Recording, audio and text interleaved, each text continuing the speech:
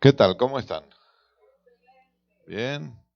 Bueno, gracias por estar aquí, por hacer el esfuerzo, sabiendo que hoy es un día largo, ¿no? Desde bien temprano hemos comido juntos y ahora seguimos, así que no se preocupen, voy a intentar no ser muy largo, pero también va a depender mucho de las preguntas que ustedes hagan, así que no me comprometo a nada tampoco, ¿eh? Pero bueno, gracias a todos por estar, de verdad que es un placer.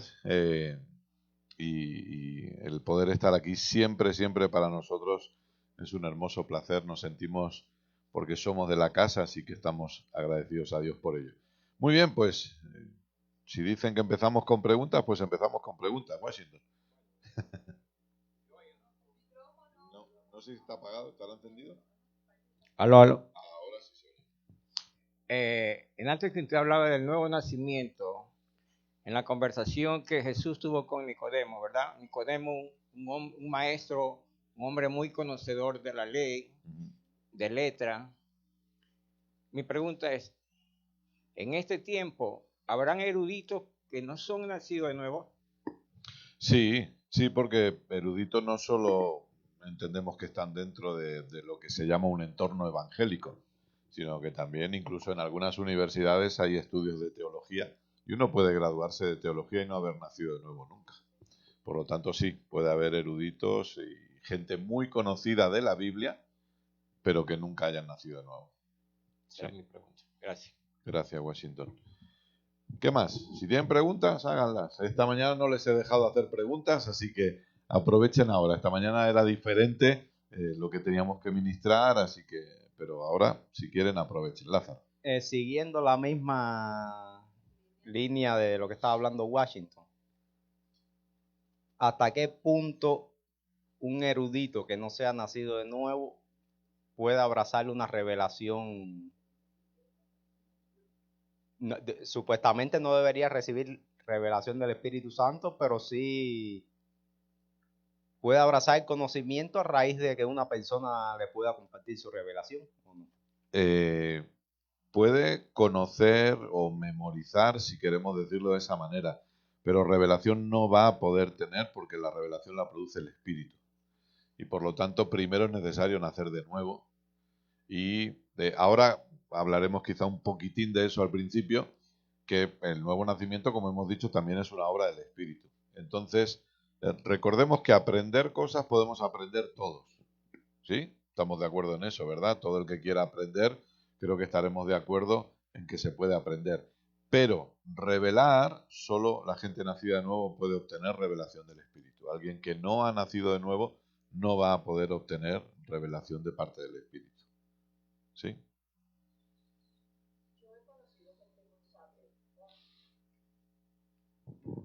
He conocido gente muy sabia, verdaderamente digna de admiración de la sabiduría que lleva.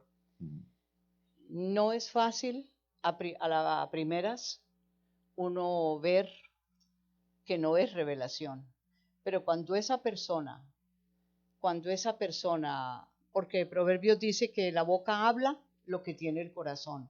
Si uno persiste con esa persona, digamos, hablando y conociendo lo que dice, uno verdaderamente llega a darse cuenta, aunque uno no sepa mucho, uno llega a darse cuenta que no es nacido, o que no es nacido de nuevo, quizá no, sino que no tiene el conocimiento revelado de la palabra de Dios. Porque pues tampoco yo estoy pensando en una persona y tampoco me atrevería a decir que no era nacida de nuevo, pero sí que le admiraba esa sabiduría que tenía. Pero como también la palabra de Dios dice que por los frutos los conocerás, o sea, si hay 0 fruto, quiere decir que se puede. Según lo que entendemos, si hay 0, 0, 0 frutos, es que no nació de nuevo. Pero ojo, repito, si no hay ningún tipo de fruto, pero creo que muchos de nosotros, e incluso nosotros mismos, o por lo menos hablo por mí, no hablo por ninguno de ustedes, pero sí hablo por mí, aún sin tener el entendimiento que hoy estamos teniendo por gracia, hubo cambios en mi vida, aún bajo un sistema religioso, pero cambios reales producidos por el Espíritu en mí. Porque cuando uno nace de nuevo, el Espíritu trabaja en el interior de esa persona. Y aunque, repito, no haya el conocimiento, por ejemplo, aunque yo no tenía el conocimiento que tengo hoy, por supuesto, han pasado 36 años prácticamente desde que nací de nuevo, aunque yo no tenía el conocimiento que tengo hoy, sí que yo quería agradar a Dios, como entendíamos en ese tiempo. Y mi deseo era hacer todo lo mejor que pudiera para Él. Y vivir en santidad, como se predicaba, y todas esas cosas. ¿Por qué? Porque el nuevo nacimiento produce eso. Entonces, donde no hay absolutamente ningún tipo de cambio, y pasan meses y meses y meses, y la persona, con perdón, sigue revolcándose en el mismo barro, es que algo falla ahí. Por eso Charles Spurgeon, a quien denominaron, él no se autodenominó, pero le denominaron el príncipe de los predicadores, dijo que las ovejas pueden pasar por el charco o por el barro y ensuciarse, pero solo los cerdos se revuelcan en él. Es decir, nosotros podemos a veces equivocarnos, errar al blanco, como decíamos esta mañana, pero no nos deleitamos en el pecado. Un nacido de nuevo nunca se va a deleitar en el pecado. Un nacido de nuevo, en el momento que peca, su conciencia le va a condenar. No Dios. Recordemos esto, porque nuestra conciencia tiene que pasar por el proceso de la transformación también. Pero tenemos una conciencia que nos puede condenar. ¿Por qué? Porque esa conciencia ya sabe cosas. Entonces siempre al nacido de nuevo, su conciencia, al pecar, le va a condenar. Repito, no es Dios el que condena, ¿eh? Que quede bien claro, no hay ninguna condenación para los que estamos en Cristo Jesús. ¿De acuerdo? Quería preguntar. A mí todavía no me queda muy claro qué es o cómo se hace hacer de nuevo. Y otra pregunta, cuando habló en la mañana algo sobre nacer de nuevo en el Espíritu, mencionó algo del agua. ¿Eso es el bautismo? ¿El bautismo es también nacer de nuevo? No. Lo que usted menciona es la conversación que hay de Jesús con Nicodemo. Ajá. Y Jesús le habla de que el que no nace del agua y del Espíritu. Pero necesitamos entender que en la Biblia el agua también es símbolo de la palabra. Y la palabra es Cristo. Entonces, no es necesario pasar por las aguas, es decir, el bautismo en agua no es necesario para nacer de nuevo. No es un requisito. Porque si no, entonces sería nacer de nuevo más algo. Entonces no es un requisito. Y respecto a lo primero que usted decía, ahora lo voy a explicar un poquito más. Vamos a meternos ahí un poquito más. Pero, repito, el tema del agua, en la Biblia, por ejemplo, el Salmo 119 habla mucho de la palabra limpiando, ¿no? Y que la palabra es como un río y que limpia y que arrastra. Entonces es nacer de la palabra que es Cristo y del Espíritu. Eso es, pero no está hablando del bautismo en aguas ahí Jesús. ¿Sí? ¿Hay alguna pregunta? Si no, avanzo porque así le voy respondiendo a la primera parte. ¿Sí? Igual pregunten cuando quieran, ¿eh? Por favor, hoy sí, ahora sí podemos volver al ritmo de preguntas. Entonces, hay dos versículos muy interesantes en Juan 16 y en Romanos 10 que nos hablan acerca del nuevo nacimiento. No aparece, obviamente no aparece directamente esa expresión, pero si ustedes recuerdan, ¿se acuerdan cuando Jesús está hablando con sus discípulos y Jesús va diciéndoles que es necesario que Él se vaya? ¿Recordamos esa conversación? Es necesario que yo me vaya para que entonces pueda venir el Consolador y a partir de ahí, pues el Consolador os va a guiar a toda la verdad. Entonces, Juan 16, a partir del versículo 5, está esta conversación y dice, ahora vuelvo al que me envió, pero ninguno de ustedes me pregunta, ¿a dónde vas? Al contrario, como les he dicho estas cosas, se han entristecido mucho, pero digo la verdad, les conviene que me vaya, porque si no lo hago, el Consolador no vendrá a ustedes. En cambio, si me voy, se lo enviaré. Y cuando Él venga, convencerá al mundo de su error en cuanto al pecado, a la justicia y al juicio. En cuanto al pecado, porque no creen en mí. Entonces, aquí empezamos a ver el tema del nuevo nacimiento que decíamos esta mañana es una obra del Espíritu, una y exclusivamente. Y es interesante que Jesús dice, el Espíritu vendrá y convencerá al mundo de pecado, pero no dice de pecados. No es un plural, porque luego él mismo explica qué pecado es, ¿verdad? Y él dice, el pecado es que no creen en mí. Fíjese que el Espíritu Santo no viene a convencer al que es mentiroso de su mentira. Dice, no, es que tú eres un mentiroso y necesitas... No, no.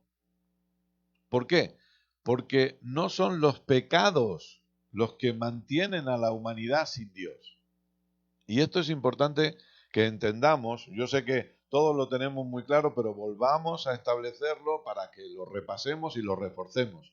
No todo el que nace en esta tierra es hijo de Dios. ¿Estamos de acuerdo ahí? No todo el que nace en esta tierra, por eso es necesario nacer de nuevo. Hoy hay gente que está negando el nuevo nacimiento. Ahí está el gravísimo error y para mí, desde mi punto de vista, la herejía. Negar el nuevo nacimiento. Porque todos somos hijos de Dios. No. A los que creen en Él, a los que le recibieron, les dio la potestad de ser hechos hijos de Dios.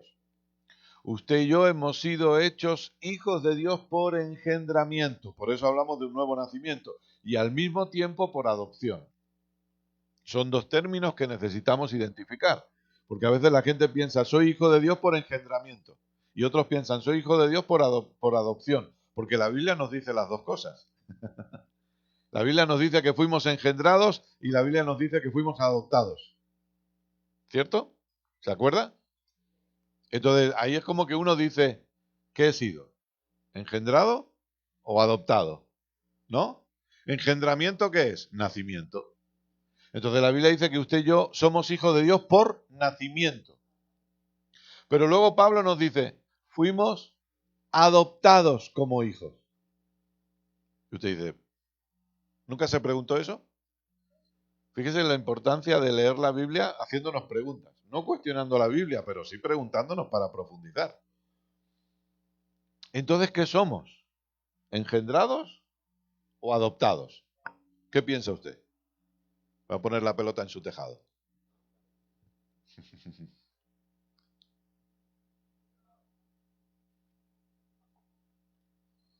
Porque ahí es donde nosotros debemos entender. ¿Se contradice la Biblia? Ajá. Engendrados, adoptados y los dos. Tenemos las tres respuestas sobre la mesa. Los dos. Si la Biblia no se contradice, tenemos que ser los dos. Ahora, ¿qué significa engendrados? Yo ya se lo he dicho, pero bueno, ¿qué significa engendrados? Nacidos. Nacer. ¿Sí? La pregunta es, ¿qué significa adoptados?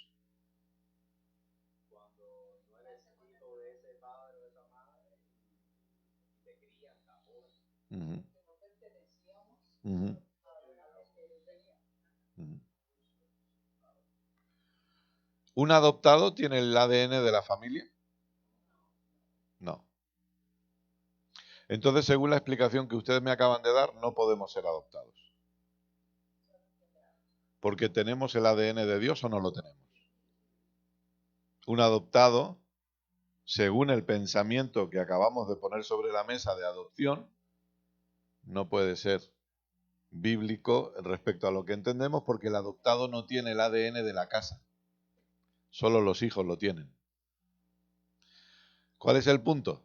El punto que la adopción de la que Pablo está hablando no es de la adopción del año 2026 y el pensamiento europeo o americano ahora general en todo el mundo, bueno, no digo en todo el mundo, perdón, pero en la gran parte de Occidente respecto al pensamiento de adopción. Nuestro pensamiento de adopción es alguien que no formaba parte de una familia, es acogido y adoptado por esa familia y se le da el apellido y ya está, y forma parte de. O sea, en realidad se le abraza como un hijo, pero todos sabemos que si le hacen prueba de ADN le van a decir no es su hijo. La prueba de ADN dice que no es su hijo. Pero es que el pensamiento romano, que es en la época en la que Pablo está escribiendo, adopción significaba otra cosa. Adopción no significaba eso. La adopción en el pensamiento romano es cuando el hijo cumplía la mayoría de edad y entonces se hacía una fiesta pública en el que se reconocía públicamente a ese hijo como mayor de edad y a partir de ahí él era capaz de administrar la herencia que tenía por causa de la familia. Es decir, cuando el hijo cumplía 30 años, en el pensamiento romano, adopción significa que el hijo ya se puede hacer cargo del negocio de la familia. Es decir, recibe ya la herencia. Puede administrar la herencia. Por eso usted y yo somos engendrados y adoptados. Pero no adoptados porque no pertenecíamos y ahora pertenecemos, porque tenemos el ADN, sino adoptados porque en el contexto que Pablo habla precisamente dice, ustedes son hijos y herederos. Entonces, hijos y herederos, la palabra hijo para nosotros nos aparece ahí, pero la palabra hijo necesitamos entender que está hablando de un hijo maduro. En la Biblia tiene dos expresiones en griego. Por un lado, la palabra teknon, que es niño. Es un hijo, pero es niño. Y por otro lado, la palabra huíos. Y la palabra huíos es hijo maduro. Es decir, el que ya puede administrar la herencia. ¿Se acuerda cuando Gálatas dice, aunque el niño sea heredero de todo, en nada difiere del esclavo? Porque al ser niño, no se diferencia. Entonces la adopción era cuando eres mayor de edad, el hijo nacido en la casa, no un hijo recibido de afuera, no. El hijo nacido en la casa se hacía una ceremonia en la cual se manifestaba públicamente que el niño ya era mayor de edad y recibía la adopción de la casa. Y por lo tanto, él podía administrar el negocio. El padre podía retirarse ya. Si quería.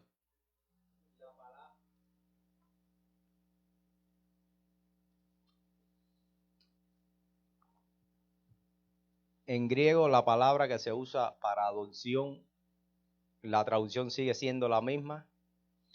Pues te lo tendría que mirar. No la tengo aquí anotada, te la tendría que mirar.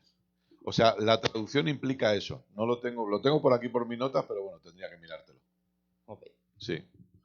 Pero la traducción no implica una acogida de alguien que no tiene el ADN, sino que implica a alguien que es heredero. Sí, porque normalmente en el español esa interpretación que tú estás dando de adopción definitivamente no tiene nada que ver con lo que el lenguaje de uno. Exacto. Y pero por eso hay que estudiar la cultura. Exactamente, sí. Por eso hay que estudiar la cultura de la época. Voy a ver si te lo encuentro. Porque yo, bueno, si quieren, siempre hablo de lo mismo, pido perdón por ello, pero si les puede ayudar, en YouTube tengo esta enseñanza que se titula Hijos de Dios, engendrados o adoptados. Hago la pregunta. Es una enseñanza completa y ahí doy, pero voy a ver si encuentro mis notas para responderte. Aquí lo tengo. Adopción es la palabra huiotesía. Huio de hijo, huiotesía, y el significado es colocación del hijo como heredero maduro. ¿De acuerdo?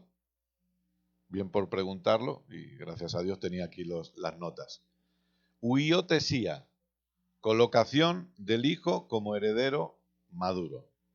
Por lo tanto, no significa acoger a un niño que no pertenece a la familia, no significa dar un nuevo hogar a alguien sin relación previa.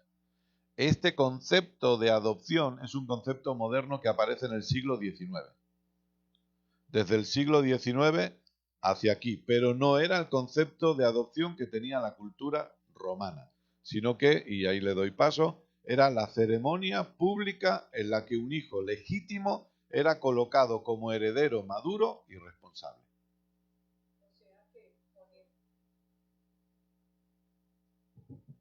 Poniéndolo en este momento, una persona que no tiene madurez no puede ser públicamente delegada como administrador. Bueno, a ver, nosotros hemos sido hechos hijos completos, pero sí, es claro. verdad que una persona que no tiene madurez no va a administrar correctamente lo que se ponga en sus manos. Okay. Sí. Entendí. Por eso es necesario avanzar en madurez, por eso el deseo de Dios es que avancemos en madurez. Nosotros ya somos hijos, y herederos. O sea, la palabra que nos define a nosotros es huíos. ¿De acuerdo? Hijo maduro. ¿Por qué? Porque nuestro espíritu es completo. Y nuestro espíritu recibe la adopción y nuestro espíritu recibe la herencia. Pero para administrar esa herencia correctamente, si no maduramos en el alma, ahí es donde Pablo dice, podemos ser herederos y no disfrutarlo. ¿Sí? Pablo hace la diferencia entre los que estaban bajo la ley y los que estamos en Cristo ahora. Los que estaban bajo la ley eran los tecnon, los niños. ¿Por qué? Porque necesitaban un cuidador, un ayo, un babysitter, ¿no? Le dicen aquí. Eso eran los que estaban bajo la ley. Pero ahora en Cristo, dice Pablo, nosotros hemos sido hechos hijos y herederos. Hemos sido hechos huíos, hijos maduros. Pero ahora estamos en un proceso de madurez en nuestra alma. ¿Vamos bien? Entonces, Jesús está aquí diciendo, cuando Él venga va a convencer al mundo, el Espíritu Santo va a convencer al mundo de que no creen en mí. O sea, el Espíritu Santo no está convenciendo al mundo de sus pecados, sino del único pecado que mantiene a la humanidad separada de Dios, el no creer en Él. Y este texto va unido, para mí, a Romanos 10:17. ¿Se acuerda que dice Romanos 10:17?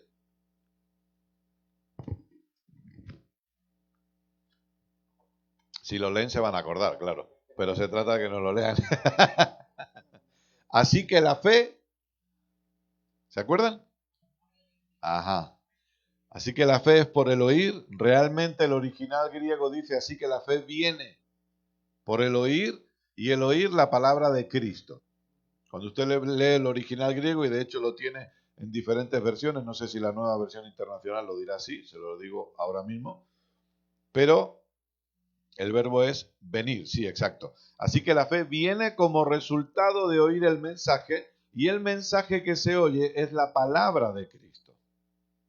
Entonces, para mí están ligadas Juan 16 y Romanos 10. ¿Por qué? Porque muchas personas lamentablemente han cometido el error de predicar este versículo en la congregación y de decirle a la gente, cada vez que usted oye la enseñanza, cada vez que usted oye la palabra, fe viene a usted. Eso no es bíblico. No hay ningún otro pasaje que respalde ese pensamiento. Entonces, claro, a mí me lo enseñaron y yo lo prediqué un montón de veces eso. Lo prediqué hasta cansarme. Lo prediqué una y otra vez. Cuando usted viene a la reunión, fe viene a su vida. Fe viene a su vida. Eso no es bíblico. No es lo que está diciendo aquí. Porque aquí estamos sacándolo de su contexto para hacer que la Biblia diga lo que nosotros queremos que diga. Entonces, claro, le decimos a la gente, ¿usted quiere tener fe? Tiene que venir a la reunión. Porque cuando escucha, fe viene. Pero no, esta fe de la que está hablando aquí es la fe inicial por causa de escuchar el Evangelio. Pero mire que en la nueva versión internacional dice, así que la fe es por el oír, coma, y el oír, coma, por la palabra de Dios. Exacto. Uh-huh. Esa es otra nueva versión internacional porque la mía lo dice diferente. Ajá. Sí. Yo uso nueva versión internacional, pero debe ser diferente a esa. Pero yo uso la NBI, la que se llama NBI. Sí. Ese es el RB 1900. Ah, esa es Reina Valera. Ah, ok. Entonces, fíjese que interesante, cuando nosotros vamos al contexto de este versículo, por ejemplo, el versículo 13 dice, porque todo el que invoque del Señor será salvo. Todo el que invoque el nombre del Señor será salvo. Ahora bien, ¿cómo invocarán a aquel en quien no han creído? ¿Y cómo creerán en aquel de quien no han oído? ¿Y cómo oirán si no hay quien les predique? ¿Y cómo predicarán sin ser enviados? Así está escrito, qué hermosos son los pies de los que anuncian las buenas noticias. Sin embargo, no todos los israelitas aceptaron las buenas noticias. Isaías dice, Señor, ¿quién ha creído a nuestro mensaje? Y entonces dice, así que la fe viene como resultado de oír. Versículo siguiente, pero pregunto, ¿acaso no oyeron? Claro que sí. Por toda la tierra, pero insisto, ¿acaso no entendió? Y sigue desarrollándolo. ¿De qué está hablando aquí? Aquí no está hablando que cada vez que oímos la enseñanza, fe viene a nosotros, porque nosotros ya tenemos una fe completa. Aquí está hablando, en mi caso, de aquel 15 de abril de 1990, en el que yo acabé en una carpa de circo, donde había un predicador llamado Carlos Anacondia, y él predicó el Evangelio desde la plataforma. Y ese día que yo escuché el Evangelio, fe vino a mí para poder creer esa palabra, porque déjeme decirle, usted y yo no podemos generar la fe para creerle a Dios. Esa fe tiene que venir de Él. Esa fe no la creamos nosotros. Cuando oímos el Evangelio, hay fe que viene a nosotros para que podamos creer esa buena noticia. Es de esa fe de la que está hablando aquí. No de que, y ahora te doy paso, no de que cada vez que nos sentamos va a venir fe, sino que aquella vez que se nos predicó el Evangelio, vino fe para creer el Evangelio. ¿Por qué? Porque ahí viene el Espíritu y nos convence del pecado de no creer en Él. ¿Me estoy explicando? Adriana.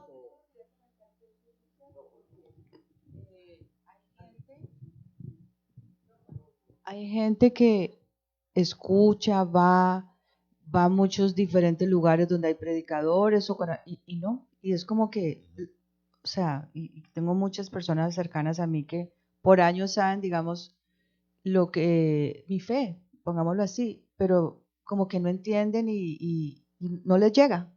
Entonces, es muy cierto, estoy de acuerdo. Por eso que solo el Espíritu Santo puede hacerlo. Y por eso que nosotros no sabemos cuándo el Espíritu Santo lo va a hacer. Sí. De ahí que nuestra tarea, ¿cuál es? Seguir predicando. Sí. Seguir predicando. Porque la semilla cae y en cualquier momento el Espíritu Santo puede abrir los ojos de la persona y ponerle fe para que pueda creer el Evangelio. Sí. ¿Vamos bien? Sí. ¿Sí? Entonces, ¿cómo nacemos de nuevo? No nacemos de nuevo, como hemos dicho esta mañana, por medio de una oración, aunque la oración se puede hacer. Pero esto va más allá de repetir una oración. Es de un reconocimiento genuino del señorío de Cristo sobre mi vida. ¿Cuántos sabemos que hay personas que no necesitaron ser guiadas por una oración, pero nacieron de nuevo? ¿Estamos de acuerdo o no? Hay musulmanes que nadie les dijo, tienes que orar así, repite conmigo, pero se les reveló Jesús y nacieron de nuevo. ¿Cómo yo nazco de nuevo? Cuando reconozco su señorío sobre mi vida de una manera genuina. Cuando le digo, tú eres mi Señor. Perdón por haber vivido alejado de ti todo este tiempo, pero desde este día yo declaro y confieso que tú eres mi Señor. Por ejemplo, el ladrón de la cruz. Exacto. Acuérdate de mí, Señor. Es reconocer el gobierno y el señorío de Cristo sobre nuestra vida. Luego vamos a ir creciendo en ese gobierno, vamos a ir creciendo en ese señorío, pero por lo menos el acto inicial es, aquí estoy, Señor. El acto inicial de Saulo fue ese, ya lo hemos dicho estos días, ¿verdad? ¿Quién eres, Señor?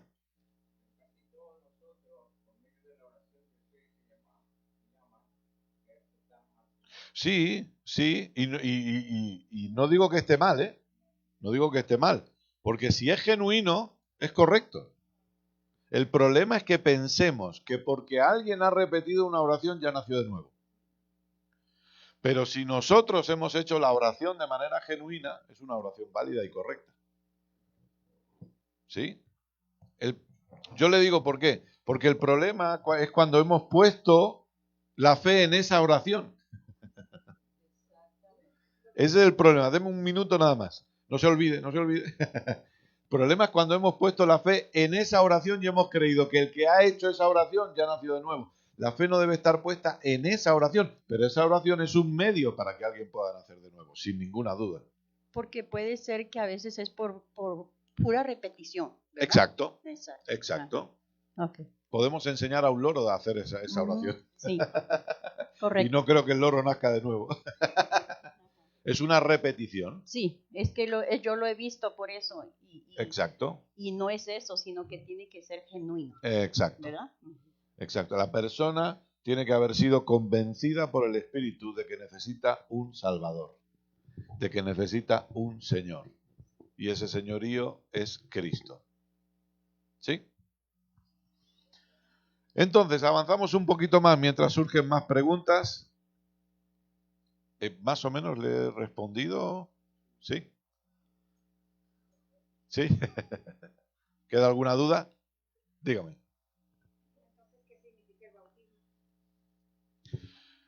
El bautismo en aguas. ¿Qué significa hoy en día? Ok, le respondo, me hago responsable de mis palabras. Si algo digo mal, usted corríjalo todo. Es porque la función pastoral de la casa es ella. ¿De acuerdo? Yo le digo lo que yo entiendo. Nada. Nada. Nada en absoluto. El bautismo en agua, si alguien lo quiere hacer, lo puede hacer porque es una confesión pública de la fe de la persona.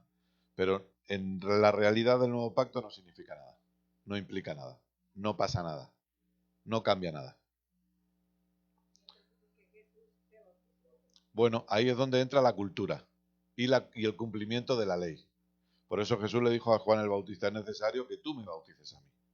Cuando Juan le dice, no, yo tengo que ser bautizado por ti, le dice, no, es necesario, ¿por qué? Porque ahí sí se tenían que cumplir todos los preceptos de la ley. Jesús vino para cumplir la ley y para ser la ley cumplida en él. Entonces él sí.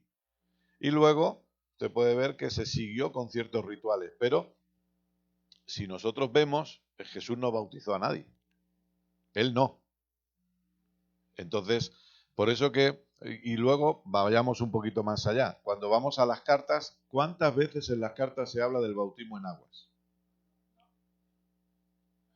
Porque el gran problema es cuando a la iglesia hoy se le ha enseñado mucho del bautismo en aguas, pero no se le ha enseñado del bautismo en Cristo.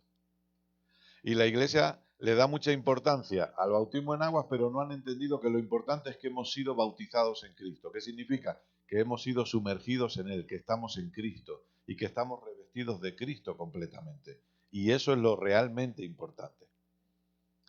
Entonces, yo he conocido gente que ha pasado por las aguas y hoy no están. Se apartaron. O sea, porque hay personas, yo recuerdo que incluso teníamos que hacer un curso antes de bautizarnos. En mi caso eran 6 meses antes de bautizarnos, teníamos que hacer varias clases. ¿Sabe qué es eso? ¿Quiere que se lo diga? La catequesis evangélica. Es una copia del catolicismo, pero lo hemos llamado curso prebautismal en el ámbito evangélico. Pero como los católicos hacen una catequesis antes de la primera comunión, nosotros hacemos un curso antes de pasar por las aguas. Y la gente que dice, es que hay que estar preparado para pasar por las aguas. ¿Dónde dice la Biblia eso? La Biblia no dice que hay que estar preparados. La Biblia dice que, fíjese, y repito, el bautismo no sirve para nada, pero ¿se acuerda de Felipe y el etíope? Están ahí conversando, Felipe le predica, pasan por un arroyo y el etíope le dice, oye, aquí hay agua, ¿qué impide que me bautice? Y Felipe le dice, nada. ¿Cuánto tiempo pasó? ¿Cuántos cursos hizo el etíope? Porque lo importante es el nuevo nacimiento, lo importante es esto, el nuevo nacimiento. El pasar por las aguas no es la clave. Entonces, sí tenemos que ser honestos, y yo se lo enseño a la congregación y a la familia que Dios nos permite pastorear, el bautismo en aguas hoy no representa nada. ¿Sí? Ok. Digo, si me meto en líos, usted lo corrige luego. Entonces, perdón.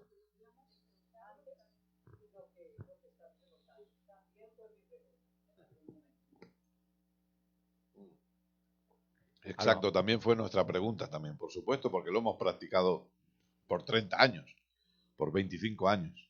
Había otra pregunta. Sí.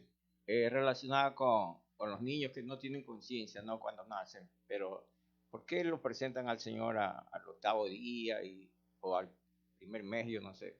¿Puedes explicarnos eso? Bueno, algunos se basan en que Jesús fue presentado en el templo, pero obviamente es un ritual también judío.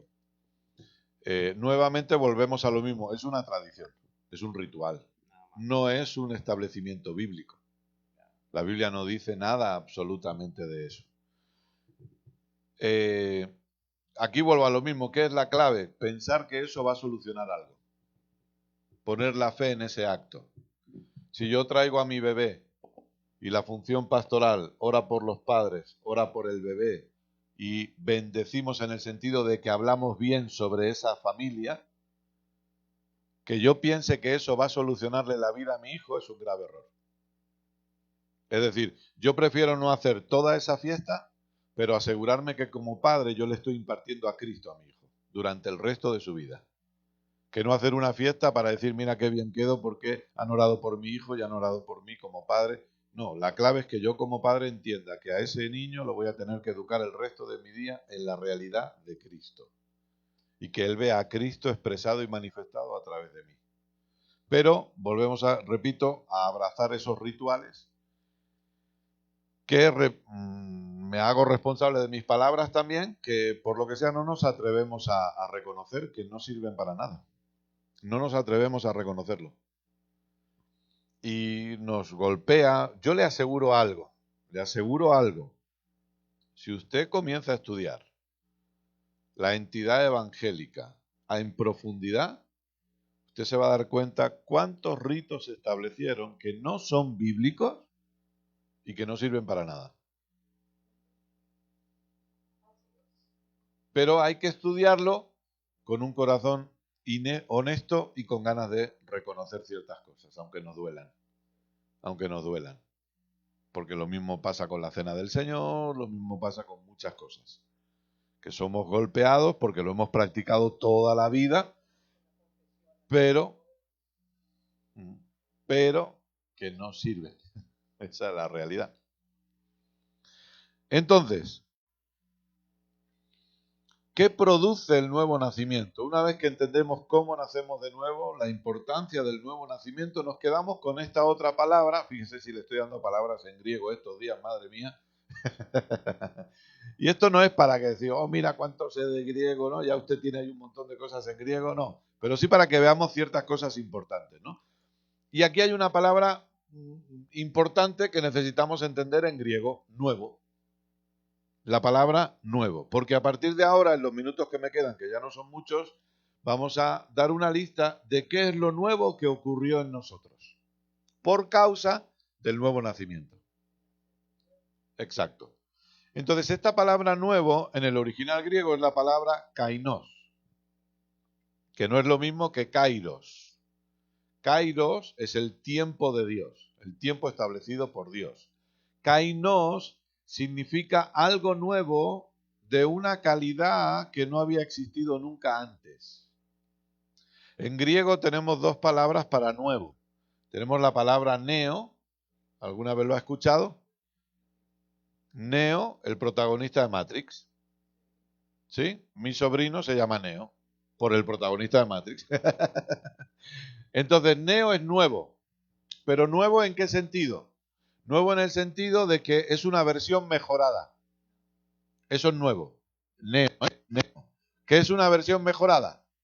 iPhone 15, iPhone 16. ¿El iPhone 16 es nuevo? Es una versión mejorada del 15. Pero kainos no significa eso. Porque usted y yo no somos una versión mejorada. Porque no había nada que mejorar en nosotros. Nosotros somos una nueva especie jamás creada antes. Dígame. Sí. No, con I latina. Kainos con I latina. Entonces, este nuevo es algo que no había existido, no es una versión mejorada. Por eso aquellos que dicen, saca la mejor versión de ti. No hay una mejor versión que sacar de mí. Yo estaba muerto en delitos y pecados. No había nada bueno que sacar de mí. El Evangelio no viene a mejorarme. Ese es el problema. Y por eso a algunos no les gusta, porque sí, claro, predicamos el Evangelio, porque el Evangelio son buenas noticias, pero el Evangelio no viene a mejorarme, viene a crucificarme. Viene a llevarme a la cruz y luego resucitarme con Cristo, pero primero me tiene que llevar a la cruz. Primero me tiene que decir, Kenneth, ahí te quedas. Y a partir de ahí, no se preocupe porque usted ya ha sido crucificado juntamente con él. Solamente tenemos que recordar que hemos sido crucificados juntamente con Él. Y este kainos lo que hace es crear algo nuevo, totalmente diferente a lo anterior, que no tiene nada que ver con lo anterior, que no es una continuidad de lo anterior. Es todo nuevo. Kainos. Entonces, ¿qué cosas nuevas han sucedido en nosotros o han sido hechas de nosotros por causa del nuevo nacimiento? Vamos a ir, me puedo interrumpir en cualquier momento. Como decíamos ahora, una nueva criatura o nueva creación. Eso es lo que usted y yo somos. Aquí es donde vienen los problemas, porque como decíamos antes, aquí es donde nosotros nos miramos al espejo y seguimos viéndonos igual. ¿O no? Porque cuando nacimos de nuevo, aunque la obra de la cruz afecta a todo nuestro ser, como creo que dijimos el primer día, si no recuerdo mal, exacto, afecta a todo nuestro ser, sí hay un ámbito que quedó completamente hecho nuevo, el ámbito del espíritu. Pero cuando nacimos de nuevo, si usted por casualidad recuerda ese día, hay personas que a lo mejor no recuerdan el día exacto, ¿no? Pero si usted recuerda ese día, usted sabe que físicamente usted no cambió. ¿Verdad que no? Nacimos de nuevo, pero usted se miraba físicamente. Yo en aquella época tenía pelo y nací de nuevo y seguía teniendo pelo. Luego ya pasaron otras cosas de la vida. Pero hay algo más. Intelectualmente o mentalmente o almáticamente tampoco cambiamos. Tampoco hubo un cambio ahí. Es decir, el que nació de nuevo, no entro en política, no se preocupe, por favor. El que nació de nuevo y era de derecha sigue siendo de derechas. Y si era de izquierda, sigue siendo de izquierdas. Y si le gustaba el Cruz Azul, pues le sigue gustando el Cruz Azul. Y si le gustaba el Barcelona, me sigue gustando el Barcelona. Porque mentalmente no hubo ningún cambio ahí. Solo fue en el espíritu. En el espíritu, 2 Corintios 5:17, por lo tanto, si alguno está en Cristo, si alguno está en Cristo, es una nueva creación. Lo viejo ha pasado, ha llegado ya lo nuevo. Ha llegado el kainos. Porque esto nuevo ya pasó. Por eso está en Cristo. La clave es que esté en Cristo. No, exacto. Por eso primero hemos puesto la base del nuevo nacimiento. Es decir, todo lo que voy a hablar ahora es para el nacido de nuevo. O para el que está en Cristo. El que no está en Cristo no es nada de esto. Eso que quede claro bien. Gracias, pastora, por puntualizarlo. Pero el que está en Cristo es todo lo que vamos a hablar ahora. ¿Sí? Entonces hay una nueva creación, ese kainos. Recuerde que Pablo le dijo a los corintios, cosas que ojo no vio, ni oído yo, ni han subido a corazón de hombre, son las que Dios ha revelado. Eso es lo que ha sucedido en Cristo. Eso algunos lo siguen profetizando hoy. Eso no es una profecía para la iglesia, porque para la iglesia ya es una realidad. Lo que ojo no vio fue Cristo, el Hijo encarnado, que esta mañana al final me he ido para un lado y para otro y no hemos hablado de las etapas de Cristo. Pero hablábamos que Cristo tuvo diferentes etapas y que nosotros necesitamos reconocer cuáles son las etapas de Cristo. ¿Estamos de acuerdo? En el Antiguo Pacto vemos al Cristo profetizado. ¿Sí? El Cristo profetizado. En los 4 evangelios vemos al Cristo encarnado. Jesús caminando en la tierra. Después, en la resurrección, vemos al Cristo glorificado. Pero la etapa que estamos viviendo nosotros es el Cristo impartido en su iglesia. Usted y yo no vivimos en la etapa del Cristo encarnado. No vivimos en esa etapa porque no caminamos con Jesús. Usted y yo vivimos en la etapa del Cristo impartido a la iglesia. Es decir, Cristo ha sido impartido a todos y cada uno de los que hemos nacido de nuevo. Cristo habita en usted, Cristo habita en mí. Y corporativamente vamos creciendo. ¿Qué más? En Cristo hay una nueva humanidad, nueva creación y nueva humanidad. La nueva creación, ¿qué es? Dios y yo. Usted sabe que siempre hablamos de esto y siempre le he puesto este ejemplo. La nueva creación somos Dios y yo siendo uno. Y uno de manera inseparable. No hay forma que podamos ser separados de Él ya. Hemos sido hechos uno para siempre. Es como, yo siempre le pongo el mismo ejemplo, perdone que me repita, es como el café con leche. Si usted tiene un vaso de café y le pone leche, usted ya no le va a poder quitar la leche. ¿Estoy bien, Alan? ¿Estamos de acuerdo? Por mucho que quiera quitarle la leche, usted ya no se lo va a poder. Si no quería el café con leche, lo tiene que tirar. Se tiene que hacer un café nuevo. Porque no lo va a poder separar. Dios y yo somos uno para siempre. Inseparables. La nueva humanidad. ¿Quién es la nueva humanidad? La iglesia. Y la nueva humanidad no es un plan B, ni es un plan C. La nueva humanidad fue siempre el diseño original de Dios. Efesios capítulo 2, versículo 15.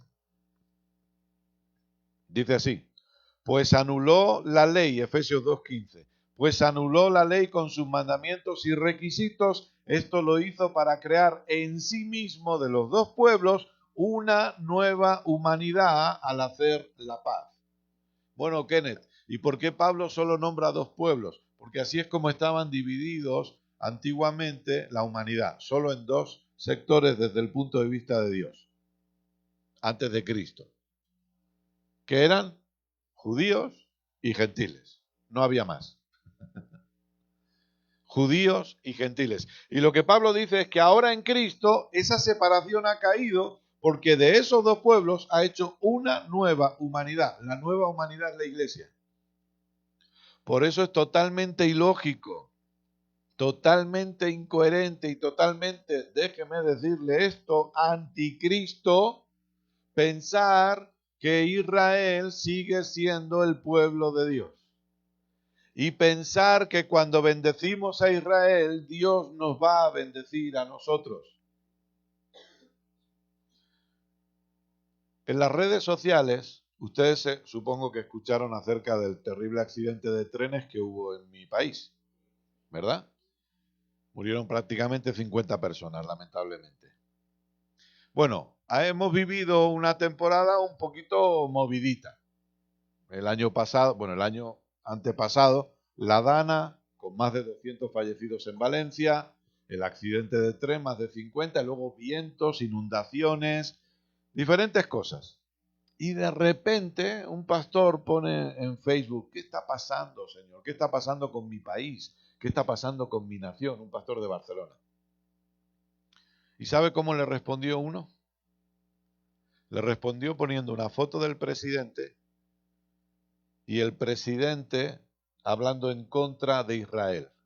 Y entonces le dijo, esto es lo que pasa, que mientras que España no se vuelva a Israel y lo bendiga, España seguirá bajo maldición. ¿Se cree que eso es normal?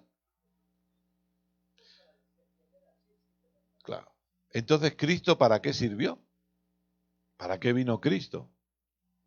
Yo literalmente he leído un libro que decía literalmente, si no bendecimos a Israel, Dios nunca nos bendecirá a nosotros.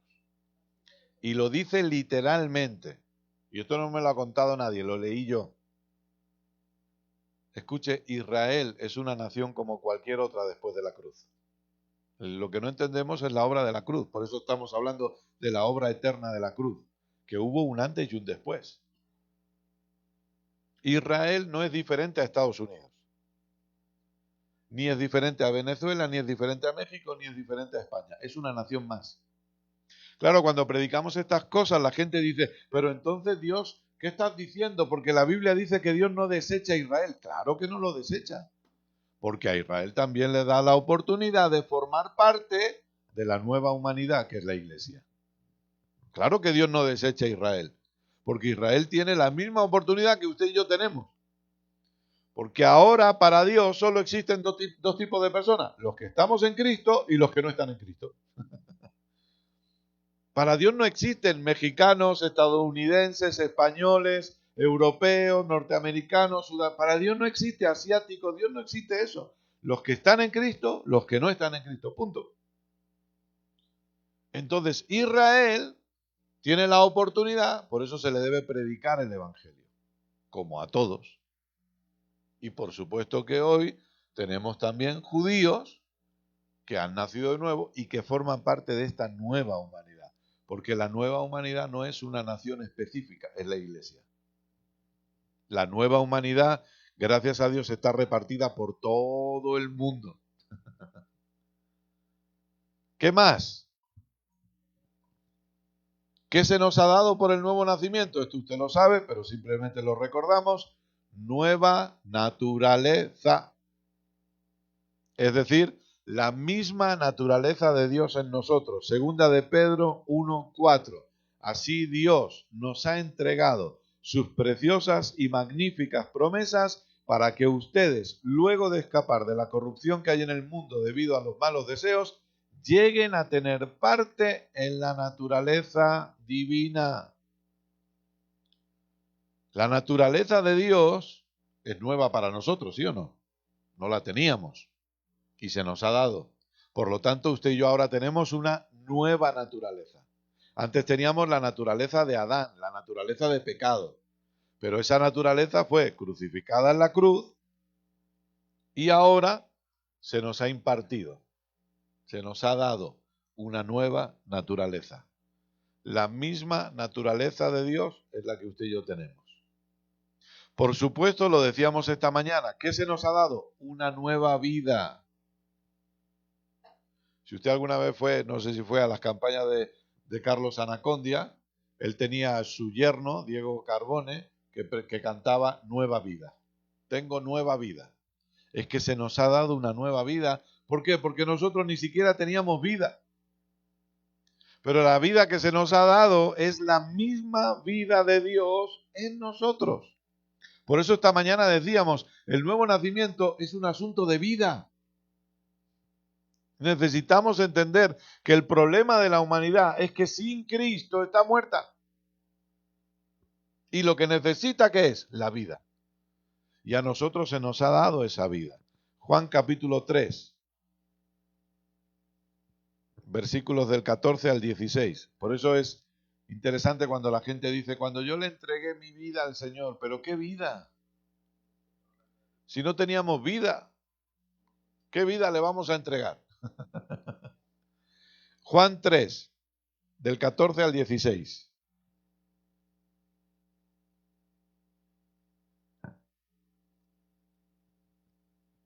Como levantó Moisés la serpiente en el desierto, así también tiene que ser levantado el Hijo del Hombre, para que todo el que cree en él tenga vida eterna. Porque tanto amó Dios al mundo, que dio a su Hijo único para que todo el que en él cree no se pierda, sino que tenga vida eterna. Romanos 6:4. Por tanto, mediante el bautismo fuimos sepultados con él en su muerte, de modo que, así como Cristo resucitó por el glorioso poder del Padre, también nosotros andemos en una nueva vida.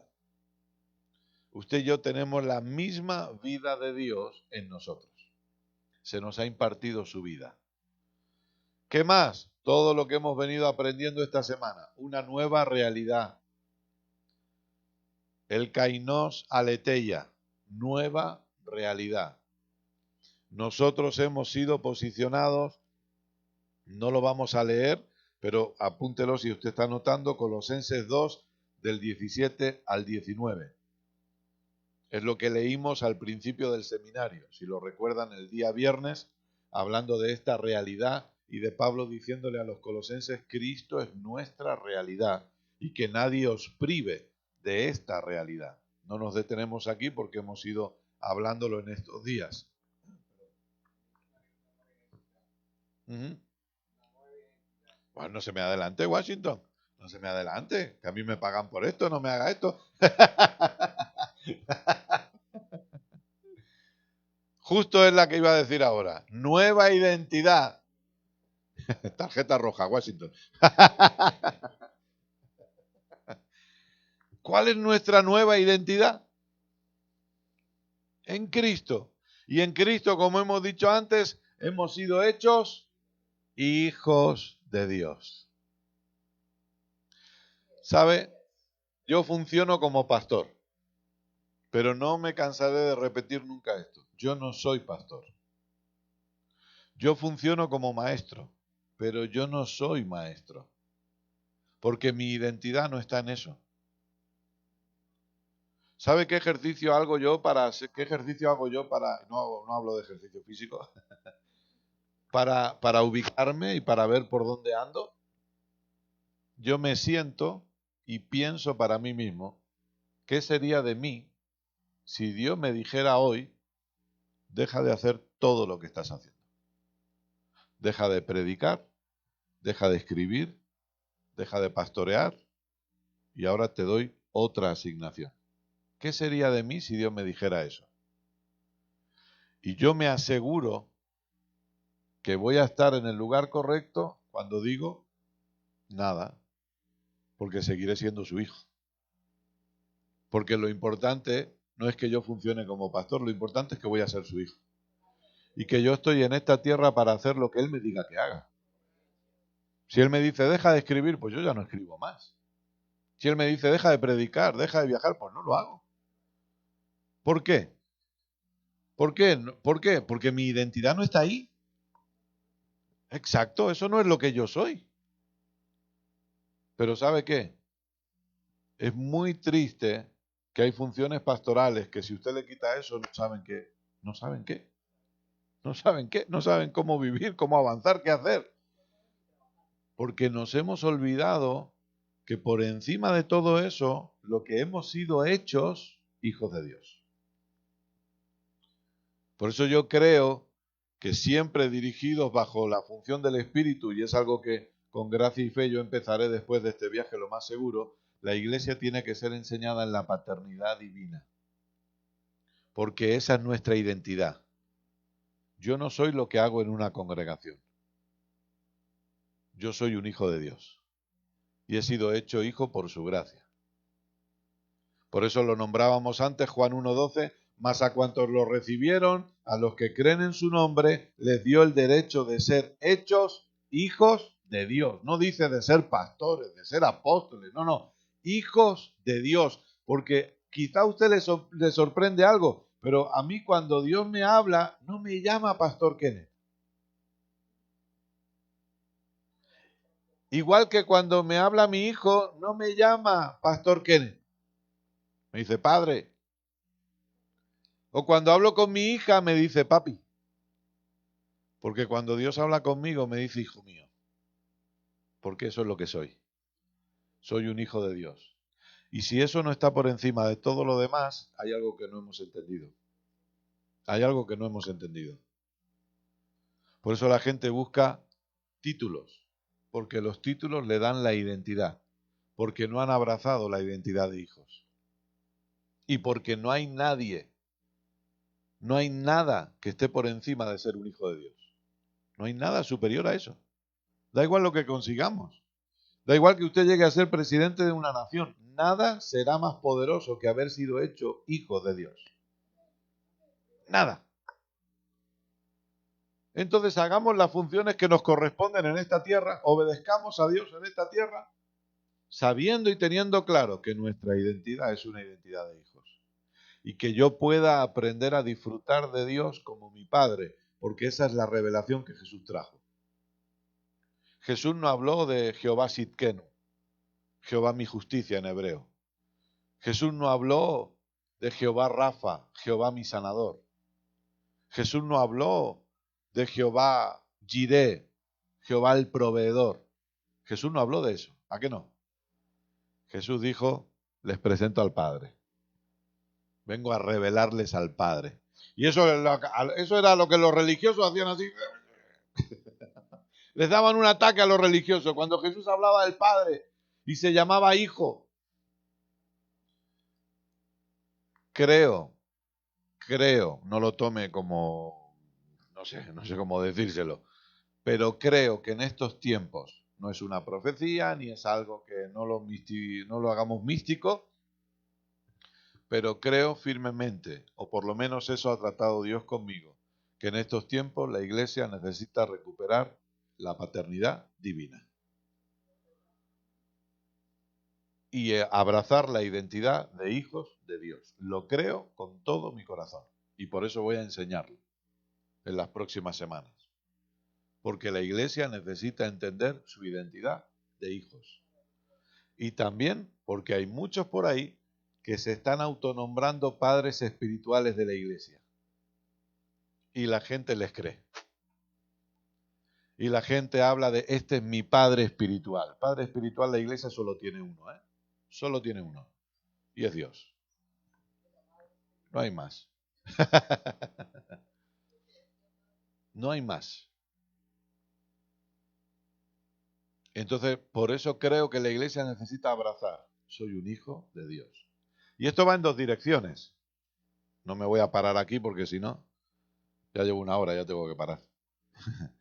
Esto va en dos direcciones. Los beneficios de ser hijo, pero la responsabilidad de ser hijo. No hablemos solo de beneficios, porque ser hijo también requiere responsabilidad. Porque el hijo es el responsable de ser la imagen del Padre en la tierra. Entonces tenemos beneficios de hijos, pero también tenemos responsabilidades de hijos. Y por eso es necesario que la iglesia crezca en esto. Acabo ya, porque ya llevo una hora. ¿Qué más hemos recibido antes de que Washington se me adelante? Nueva identidad. Nueva identidad. Hay una nueva identidad en nosotros. Tenemos una nueva posición. Nuestra posición es en Cristo y en el reino de su amado Hijo, Colosenses 1:13.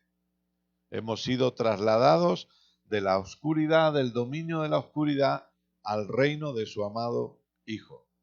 Y Efesios 2:6, en unión con Cristo Jesús, Dios nos resucitó y nos hizo sentar con Él en las regiones celestiales. Y por último, y acabo, tendríamos muchas cosas que decir. Bueno, le nombro rápido algunos. Nuevo propósito, el propósito eterno. Porque recuerde, lo hemos dicho esta mañana, el nacer de nuevo es lo que nos activa legalmente para poder servir al propósito eterno. Nuevamente tenemos la mente de Cristo. Tenemos la mente de Cristo. Nuevo gobierno, el señorío de Cristo sobre nosotros. Por eso, lo dijimos el otro día, no vamos a discutir por los gobiernos de la tierra, no tiene sentido. Que la iglesia se pelee porque yo creo en este, yo creo en el otro, yo creo en ello, a mí no.